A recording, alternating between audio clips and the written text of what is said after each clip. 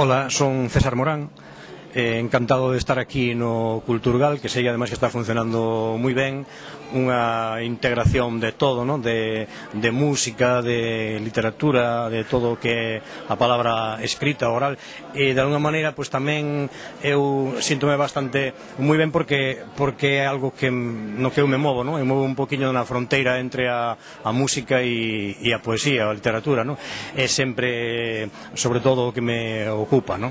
E precisamente pues estes últimos días ou estes últimos xa casi semanas ou si me apuras meses pues estive bastante ocupado en dúas actividades que foron, pois unha, acabo de chegar de Ourense do simposio sobre o porco de pé de Vicente Risco.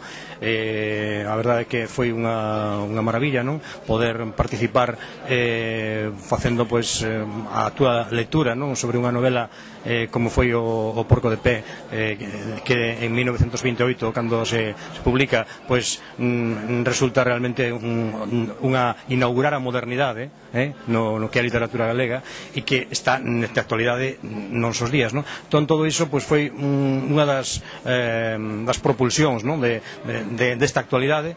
E a outra cosa que me ocupou moitísimo foi que vai sair agora un libro por Ouvirmos, a editorial Ouvirmos, que é unha fotobiografía sonora sobre Cunqueiro, como xa se fixo sobre Manuel María e sobre Celso Emilio Ferreiro.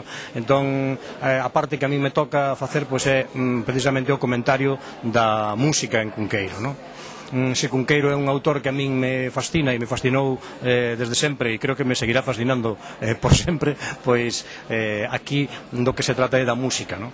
Por un lado, o que fago é ver como a poesía e a narrativa e o teatro e todo en Cunqueiro é música, porque hai música constantemente, o propio texto ten un ritmo que destila música por todas partes, pero logo tamén hai os poemas, as cancións que se fixeron sobre os diferentes poemas do grandísimo poeta que foi, non? Cunqueiro.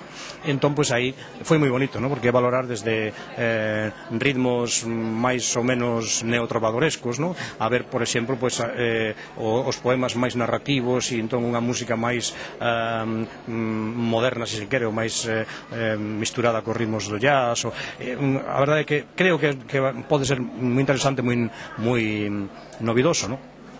Por aí andamos, non? Creo que o libro será moi bonito. Tive moito prazer en facelo. Sairá, supoño que eso depende da editora, pero en poucos meses.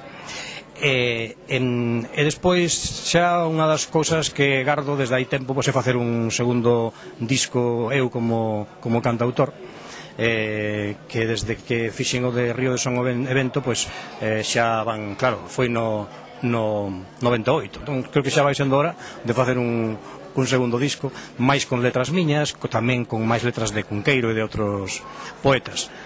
Isto é o que se me ocorre neste momento. É un placer.